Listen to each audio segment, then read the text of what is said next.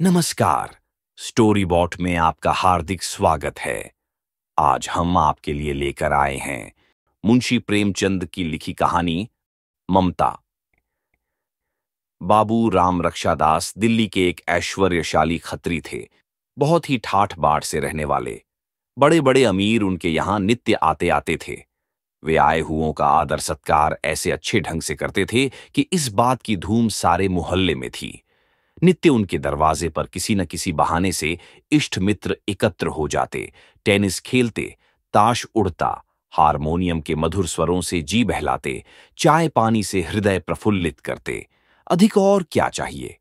जाति की ऐसी अमूल्य सेवा कोई छोटी बात नहीं है। नीची जातियों के सुधार के लिए दिल्ली में एक सोसाइटी थी। बाबू साहब उसके सेक्रेटरी थे और इस कार्य को असाधारण उत्साह से पूर्ण करते थे।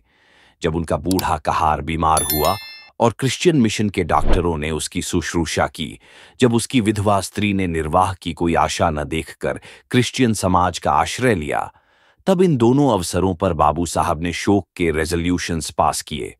संसार जानता है कि सेक्रेटरी का काम सभाएं करना और रेजोल्यूशन बनाना है। इससे अधिक वह कुछ नहीं कर सकता। मिस्टर राम रक्षा का जातीय उत्साह यही तक सीमाबद्ध न था। वे सामाजिक कुप्रथाओं तथा अंधविश्वास के प्रबल शत्रु थे। होली के दिनों में जबकि मोहल्ले में चमार और कहार शराब से मतवाले होकर फाग गाते और डफ बजाते हुए निकलते, तो उन्हें बड़ा शोक होता।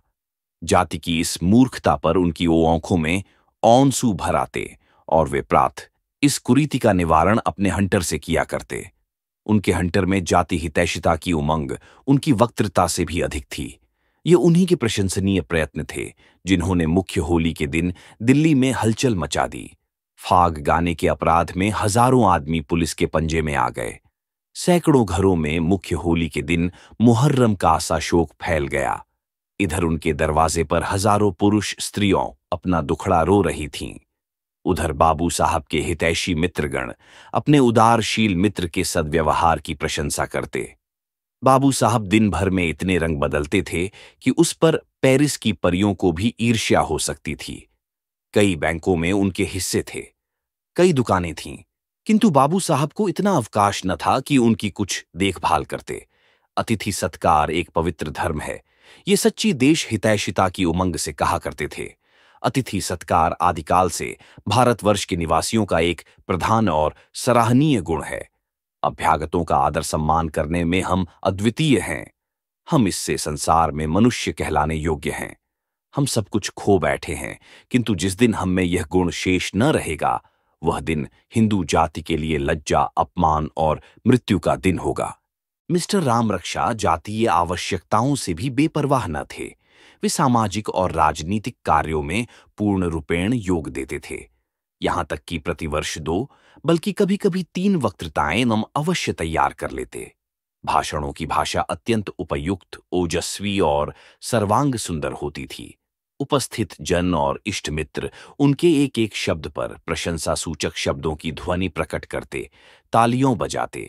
यहां तक कि बाबू साहब को व्याख्यान का क्रम स्थिर रखना कठिन हो जाता। व्याख्यान समाप्त होने पर उनके मित्र उन्हें गोद में उठा लेते और आश्चर्यचकित होकर कहते, तेरी भाषा में जादू है। सारांश यह कि बाबू साहब के यह जातीय प्रेम और उद्योग केवल बनावटी, सहायता शून्य तक फैशनेबल था। यदि उन्होंने किसी सदुद्योग में भाग लिया था, तो वह सम्मिलित कुटुंब का विरोध था। अपने पिता के पश्चात वे अपनी विधवा मां से अलग हो गए थे। इस जातीय सेवा में उनकी स्त्री विशेष सहायक थी। विधवा मां अपने बेटे और बहू के साथ नहीं रह सकती थी। इससे बहू की स्वाधीनता में विघ्न पड़ने से मन दुर्बल और मस्तिष्क शक्तिहीन हो जाता है। बहू को जलाना और कुढ़ाना सास की आदत है। इसलिए बाबू राम रक्षा अपनी मां से अलग हो गए थे। इसमें संदेह नहीं कि उन्होंने मातृऋण का विचार करके 10,000 रुपए अपनी मां के नाम जमा कर दिए थे कि उसके ब्याज से उनका निर्वाह होता रहे। किंतु बेटे के इस उत्तम आचरण पर मां का दिल ऐसा टूटा कि वह दिल्ली छोड़कर अयोध्या जा रहीं। तब से वहीं रहती हैं। बाबू साहब कभी कभी मिसेज राम रक्षा से छिपकर उससे मिलने अयोध्या जाया करते थे, किंतु वह दिल्ली आने का कभी नाम न लेती। हाँ, यदि कुशल क्षेम की चिट्ठी पहुंचने में कुछ देर हो जाती तो विवश होकर समाचार पूछ देती थीं। उसी मोहल्ले में एक सेठ गिरधारी लाल रहते थे। उनका लाखों का लेन देन था। वे हीरे और रत्नों का व्यापार करते थे। बाबू राम रक्षा के दूर के नाते में साढ़ू होते थे। पुराने ढंग के आदमी थे। प्रातःकाल यमुना स्नान करने वाले तथा गाय को अपने हाथों से झाड़ने पोंछने वाले। उनसे मिस्टर राम रक्षा का स्वभाव न मिलता था, परंतु जब कभी रुपयों की आवश्यकता होती तो वे सेठ गिरधारी लाल के यहां से बेखटके मंगा लिया करते थे। आपस का मामला था। केवल 4 अंगुल के पत्र पर रुपया मिल जाता था। न कोई दस्तावेज, न स्टैंप, न साक्षियों की आवश्यकता। मोटर कार के लिए 10,000 की आवश्यकता हुई। वह वहां से आया। घुड़दौड़ के लिए एक ऑस्ट्रेलियन घोड़ा 1,500 में लिया गया। उसके लिए भी रुपया सेठ जी के यहां से आया। धीरे धीरे कोई 20,000 का मामला हो गया। सेठ जी सरल हृदय के आदमी थे। समझते थे कि उसके पास दुकानें हैं, बैंकों में रुपया है, जब जी चाहेगा रुपया वसूल कर लेंगे। किंतु जब 2-3 वर्ष व्यतीत हो गए और सेठ जी तकाजों की अपेक्षा मिस्टर राम रक्षा की मांग ही का आधिक्य रहा, तो गिरधारी लाल को संदेह हुआ। वह एक दिन राम रक्षा के मकान पर आए और सभ्य भाव से बोले, भाई साहब, मुझे एक हुंडी का रुपया देना है। यदि आप मेरा हिसाब कर दें तो बहुत अच्छा हो। यह कहकर हिसाब के कागजात और उनके पत्र दिखलाए। मिस्टर राम रक्षा किसी गार्डन पार्टी में सम्मिलित होने के लिए तैयार थे। बोले, इस समय क्षमा कीजिए, फिर देख लूंगा, जल्दी क्या है। गिरधारी लाल को बाबू साहब की रुखाई पर क्रोध आ गया। वे रुष्ट होकर बोले, आपको जल्दी नहीं है, मुझे तो है। 200 रुपये मासिक की मेरी हानि हो रही है। मिस्टर के असंतोष प्रकट करते हुए घड़ी देखी। पार्टी का समय बहुत करीब था। वे बहुत विनीत भाव से बोले, भाई साहब, मैं बड़ी जल्दी में हूं। इस समय मेरे ऊपर कृपा कीजिए। मैं कल स्वयं उपस्थित हूंगा। सेठ जी एक माननीय और धन संपन्न आदमी थे। वे राम रक्षा के कुरुचिपूर्ण व्यवहार पर जल गए। मैं इनका महाजन हूं, इनसे धन में, मान में, ऐश्वर्य में बढ़ा हुआ। चाहूं तो ऐसों को नौकर रख लूं, इनके दरवाजे पर आऊं और आदर सत्कार की जगह उलटे ऐसा रुखा बर्ताव। वह हाथ बांधे मेरे सामने न खड़ा रहे, किंतु क्या मैं पान, इलायची, इत्र आदि से भी सम्मान करने के योग्य नहीं? वे तिनक कर बोले, अच्छा, तो कल हिसाब साफ हो जाए। राम रक्षा ने अकड़कर उत्तर दिया, हो जाएगा। राम रक्षा के गौरवशाल हृदय पर सेठ जी के इस बर्ताव के प्रभाव का कुछ खेदजनक असर न हुआ। इस काठ के कुंदे ने आज मेरी प्रतिष्ठा धूल में मिला दी। वह मेरा अपमान कर गया। अच्छा, तुम भी इसी दिल्ली में रहते हो और हम भी यही हैं। निदान दोनों में गौंठ पड़ गई। बाबू साहब की तबीयत ऐसी गिरी और हृदय में ऐसी चिंता उत्पन्न हुई कि पार्टी में आने का ध्यान जाता रहा। वे देर तक इसी उलझन में पड़े रहे। फिर सूट उतार दिया और सेवक से बोले, जा, मुनीम जी को बुला ला। मुनीम जी आए। उनका हिसाब देखा गया। फिर बैंकों का अकाउंट देखा। किंतु ज्यों-ज्यों इस घाटी में उतरते गए, त्यों-त्यों अंधेरा बढ़ता गया। बहुत कुछ टटोला, कुछ हाथ न आया। अंत में निराश होकर वे आराम कुर्सी पर पड़ गए और उन्होंने एक ठंडी सांस ले ली। दुकानों का माल बिका, किंतु रुपया बकाया में पड़ा हुआ था। कई ग्राहकों की दुकानें टूट गईं और उन पर जो नकद रुपया बकाया था वह डूब गया। कलकत्ते के आढ़तियों से जो माल मंगाया था, रुपये चुकाने की तिथि सिर पर आ पहुंची और यहां रुपया वसूल न हुआ। दुकानों का यह हाल, बैंकों का इससे भी बुरा। रात भर वे इन्हीं चिंताओं में करवटें बदलते रहे। अब क्या करना चाहिए? गिरधारी लाल सज्जन पुरुष हैं। यदि सारा हाल उसे सुना दूं तो अवश्य मान जाएगा, किंतु यह कष्टप्रद कार्य होगा कैसे? ज्यों-ज्यों प्रातःकाल समीप आता था, त्यों-त्यों उनका दिल बैठा जाता था। कच्चे विद्यार्थी की जो दशा परीक्षा के सन्निकट आने पर होती है, यही हाल इस समय रामरक्षा का था। वे पलंग से न उठे, मुंह हाथ भी न धोया। खाने को कौन कहे? इतना जानते थे कि दुमुख पड़ने पर कोई किसी का साथी नहीं होता। इसलिए एक आपत्ति से बचने के लिए कई आपत्तियों का बोझा न उठाना पड़े, इस ख्याल से मित्रों को इन मामलों की खबर तक न दी। जब दोपहर हो गया और उनकी दशा ज्यों की त्यों रही, तो उनका छोटा लड़का बुलाने आया। उसने बाप का हाथ पकड़कर कहा, लाला जी, आज दाने क्यों नहीं तलते? राम रक्षा, भूख नहीं है। क्या काया है? मन की मिठाई। और क्या काया है? मार। किसने मारा है? गिरधारी लाल ने। लड़का रोता हुआ घर में गया और इस मार की चोट से देर तक रोता रहा। अंत में तश्तरी में रखी हुई दूध की मलाई ने उसकी चोट पर मरहम का काम किया। रोगी को जब जीने की आशा नहीं रहती तो औषधि छोड़ देता है। मिस्टर राम रक्षा जब इस गुत्थी को न सुलझा सके तो चादर तान ली और मुंह लपेटकर सो रहे। शाम को एकाएक उठकर सेठ जी के यहां पहुंचे और कुछ असावधानी से बोले, महाशय, मैं आपका हिसाब नहीं कर सकता। सेठ जी घबराकर बोले, क्यों? राम रक्षा, इसलिए कि मैं इस समय दरिद्र निहंग हूं। मेरे पास एक कौड़ी भी नहीं है। आपका रुपया जैसे चाहें वसूल कर लें। सेठ, ये आप कैसी बातें कहते हैं? राम रक्षा, बहुत सच्ची। सेठ, दुकानें नहीं हैं। राम रक्षा, दुकानें आप मुफ्त लो जाइए। सेठ, बैंक के हिस्से। राम रक्षा, वह कब के उड़ गए। सेठ, जब यह हाल था तो आपको उचित नहीं था कि मेरे गले पर छुरी फेरते। राम रक्षा, अभिमान। मैं आपके यहां उपदेश सुनने के लिए नहीं आया हूं। यह कहकर मिस्टर राम रक्षा वहां से चल दिए। सेठ जी ने तुरंत नालिश कर दी। 20,000 मूल, 5,000 ब्याज। डिग्री हो गई। मकान नीलाम पर चढ़ा। 15,000 की जायदाद 5,000 में निकल गई।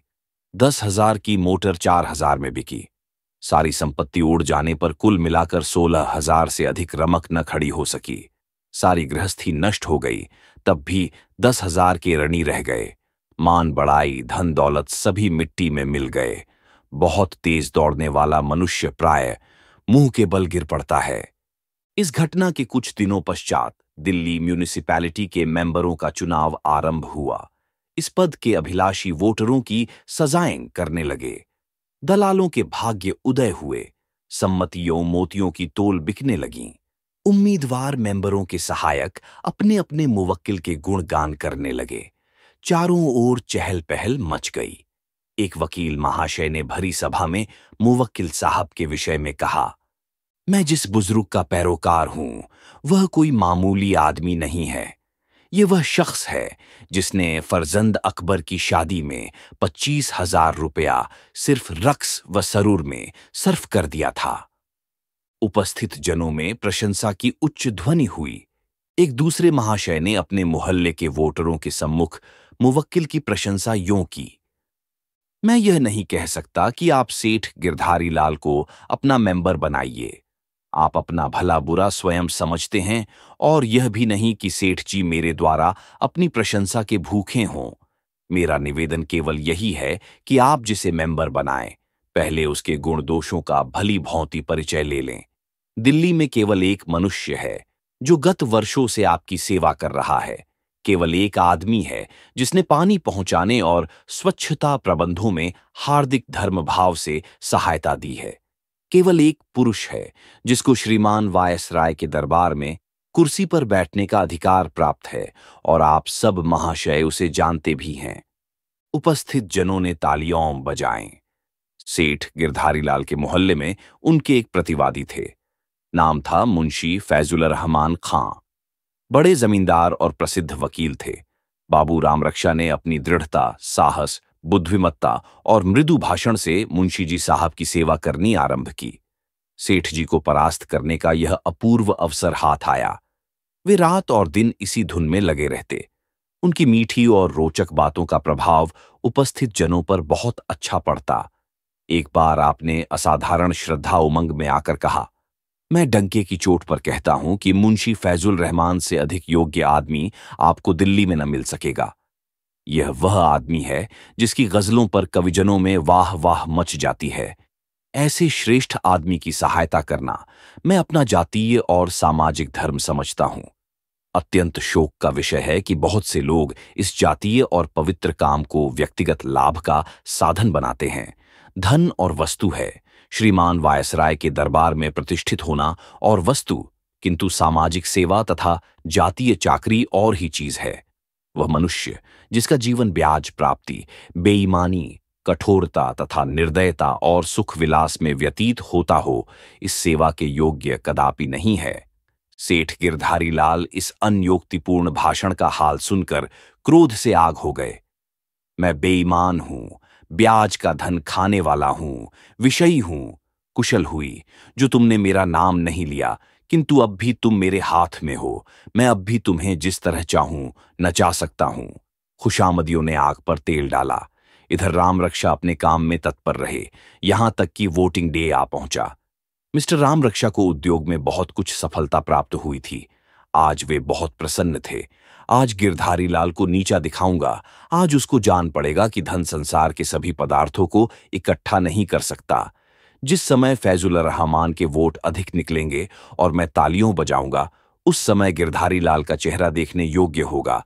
मुंह का रंग बदल जाएगा, हवाइयों उड़ने लगेगी, आंखें न मिला सकेगा। शायद फिर मुझे मुंह न दिखा सके। इन्हीं विचारों में मग्न राम रक्षा शाम को टाउन हॉल में पहुंचे। उपस्थित जनों ने बड़ी उमंग के साथ उनका स्वागत किया। थोड़ी देर के बाद वोटिंग आरंभ हुआ। मेंबरी मिलने की आशा रखने वाले महानुभाव अपने अपने भाग्य का अंतिम फल सुनने के लिए आतुर हो रहे थे। 6 बजे चेयरमैन ने फैसला सुनाया। सेठ जी की हार हो गई। फैजुल रहमान ने मैदान मार लिया। राम रक्षा ने हर्ष के आवेग में टोपी हवा में उछाल दी और स्वयं भी कई बार उछल पड़े। मुहल्ले वालों को अचंभा हुआ। चौदनी चौक से सेठ जी को हटाना, मेरू को स्थान से उखाड़ना था। सेठ जी के चेहरे से राम रक्षा को जितनी आशाएं उम्मीद थीं, वे सब पूरी हो गईं।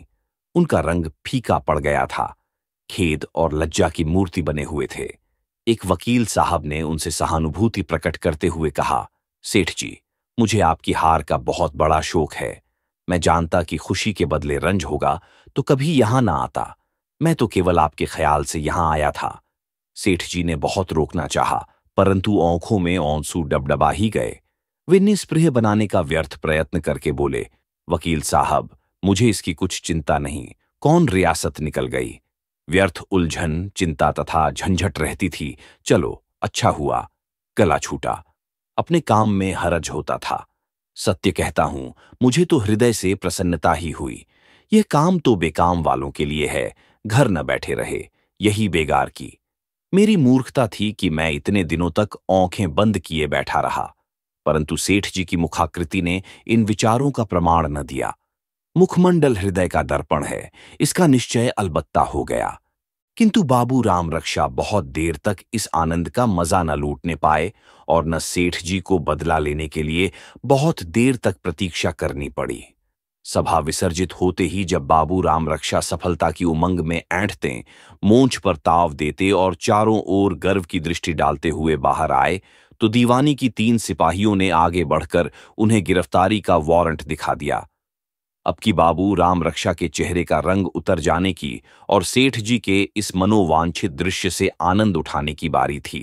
गिरधारी लाल ने आनंद की उमंग में तालियों तो न बजाईं, परंतु मुस्कुराकर मुंह फेर लिया। रंग में भंग पड़ गया। आज इस विषय के उपलक्ष्य में मुंशी फैजुल रहमान ने पहले ही से एक बड़े समारोह के साथ गार्डन पार्टी की तैयारियों की थीं। मिस्टर राम रक्षा इसके प्रबंधकर्ता थे। आज की आफ्टर डिनर स्पीच उन्होंने बड़े परिश्रम से तैयार की थी, किंतु इस वारंट ने सारी कामनाओं का सत्यानाश कर दिया। यूं तो बाबू साहब के मित्रों में ऐसा कोई भी न था जो 10,000 रुपये जमानत दे देता। अदा कर देने का तो जिक्र ही कया, किंतु कदाचित ऐसा होता भी तो सेठ जी अपने को भाग्यहीन समझते। 10,000 रुपये और म्यूनिसिपैलिटी की प्रतिष्ठित मेंबरी खोकर इन्हें इस समय यह हर्ष हुआ था। मिस्टर राम रक्षा के घर पर ज्यों ही यह खबर पहुंची, कोहराम मच गया। उनकी स्त्री पछाड़ खाकर पृथ्वी पर गिर पड़ी। जब कुछ होश में आई तो रोने लगी, और रोने से छुट्टी मिली तो उसने गिरधारी लाल को कोसना आरंभ किया। देवी देवता मनाने लगीं। उन्हें रिश्वतें देने पर तैयार हुई कि ये गिरधारी लाल को किसी प्रकार निगल जाए। इस बड़े भारी काम में वह गंगा और यमुना से सहायता मांग रही थी। प्लेग और विसूचिका की खुशामदें कर रही थीं कि ये दोनों मिलकर उस गिरधारी लाल को हड़प ले जाए। किंतु गिरधारी का कोई दोष नहीं, दोष तुम्हारा है। बहुत अच्छा हुआ, तुम इसी पूजा के देवता थे। क्या अब दावतें न खिलाओगे? मैंने तुम्हें कितना समझा, रोई, रूठी, बिगड़ी, किंतु तुमने एक न सुनी। गिरधारी लाल ने बहुत अच्छा किया। तुम्हें शिक्षा तो मिल गई, किंतु तुम्हारा भी दोष नहीं। ये सब आग मैंने ही लगाई। मखमली स्लीपरों के बिना मेरे पांव ही नहीं उठते थे। बिना जड़ाऊ कड़ों के मुझे नींद ना आती थी। सेजगाड़ी मेरे ही लिए मंगवाई थी। अंग्रेजी पढ़ने के लिए मेम साहब को मैंने ही रखा। ये सब कौंटे मैंने ही बोए हैं। मिसेज रामरक्षा बहुत देर तक इन्हीं विचारों में डूबी रही। जब रात भर करवटें बदलने के बाद वह सबेरे उठी तो उसके विचार चारों ओर से ठोकर खाकर केवल एक केंद्र पर जम गए। गिरधारी लाल बड़ा बदमाश और घमंडी है। मेरा सब कुछ लेकर भी उसे संतोष नहीं हुआ। इतना भी इस निर्दयी कसाई से न देखा गया। भिन्न भिन्न प्रकार के विचारों ने मिलकर एक रूप धारण किया और क्रोधाग्नि को दहलाकर प्रबल कर दिया। ज्वालामुखी शीशे में जब सूर्य की किरणें एक होती हैं, तब अग्नि प्रकट हो जाती हैं। स्त्री के हृदय में रह रहकर क्रोध की एक असाधारण लहर उत्पन्न होती थी। बच्चे ने मिठाई के लिए हठ किया, उस पर बरस पड़ी। मेहरी ने चौका बर्तन करके चूल्हे में आग जला दी, उसके पीछे पड़ गई। मैं तो अपने दुखों को रो रही हूं, इस चुड़ैल को रोटियों की धुन सवार है। निदान 9 बजे उससे न रहा गया। उसने यह पत्र लिखकर अपने हृदय की ज्वाला ठंडी की। सेठ जी, तुम्हें अब अपने धन के घमंड ने अंधा कर दिया है, किंतु किसी का घमंड इसी तरह सदा नहीं रह सकता। कभी न कभी सिर अवश्य नीचा होता है। अफसोस कि कल शाम को जब तुमने मेरे प्यारे पति को पकड़वाया है, मैं वहां मौजूद न थी, नहीं तो अपना और तुम्हारा रक्त एक कर देती।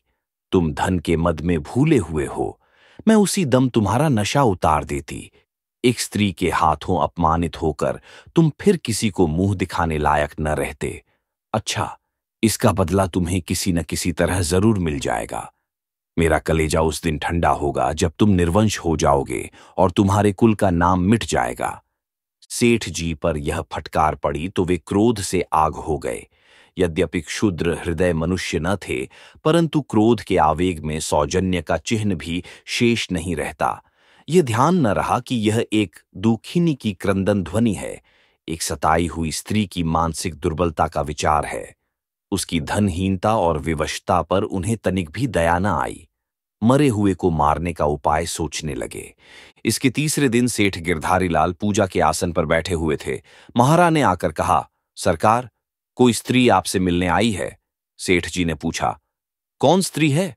महाराज ने कहा, सरकार, मुझे क्या मालूम, लेकिन है कोई भले मानुस। रेशमी साड़ी पहने हुए, हाथ में सोने के कड़े हैं, पैरों में टाट के स्लीपर हैं, बड़े घर की स्त्री जान पड़ती है।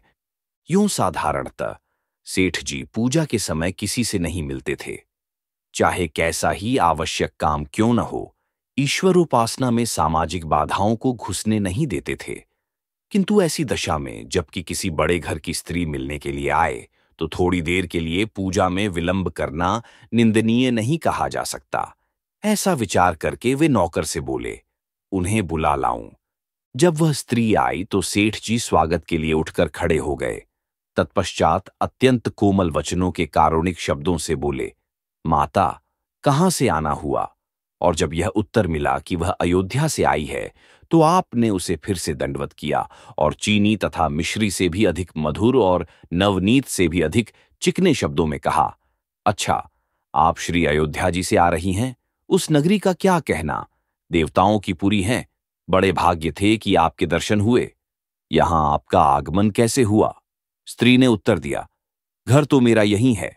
सेठ जी का मुख पुण्य मधुरता का चित्र बना। वे बोले, अच्छा, तो मकान आपका इसी शहर में है, तो आपने माया जंजाल को त्याग दिया। ये तो मैं पहले ही समझ गया था।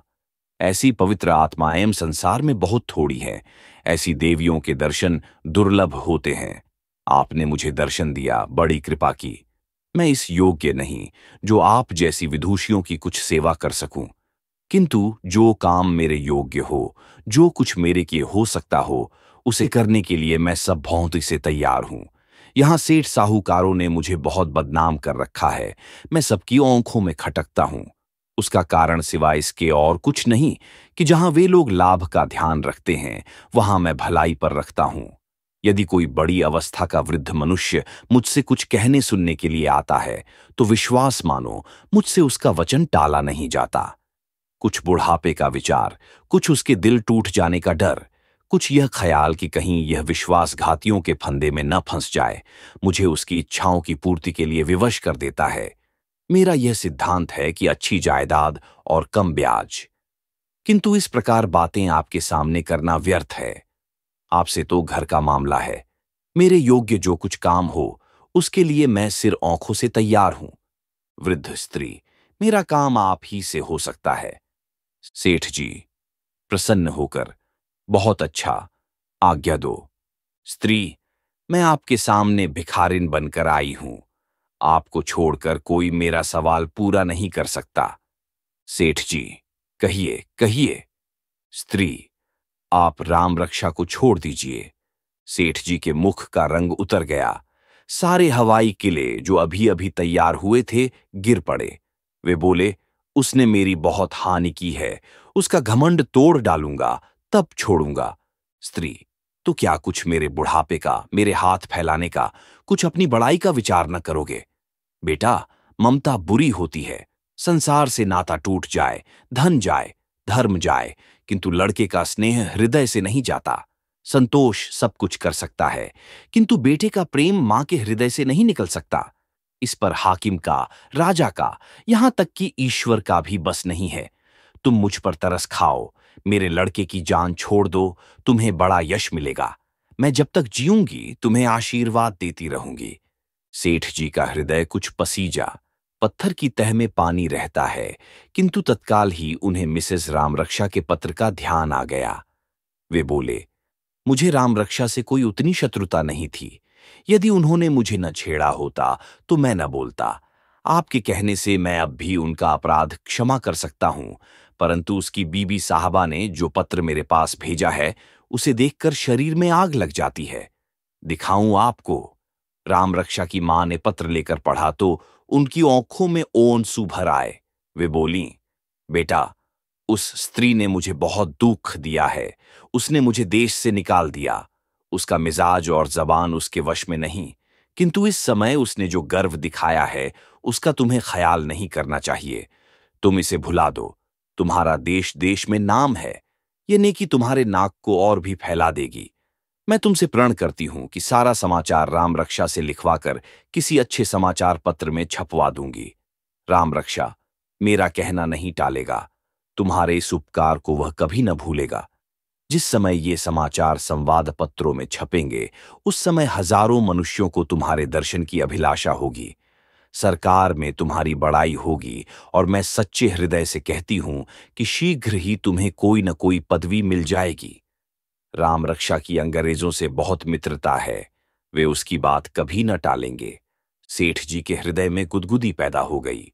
यदि इस व्यवहार में वह पवित्र और माननीय स्थान प्राप्त हो जाए जिसके लिए हजारों खर्च किए, हजारों डालियों दी, हजारों अनुनय विनय की, हजारों खुशामदें की, खानसामों की झिड़कियों सही, बंगलों के चक्कर लगाए, तो इस सफलता के लिए ऐसे कई हजार मैं खर्च कर सकता हूं। संदेह मुझे इस काम में राम रक्षा से बहुत कुछ सहायता मिल सकती है, किंतु इन विचारों को प्रकट करने से क्या लाभ?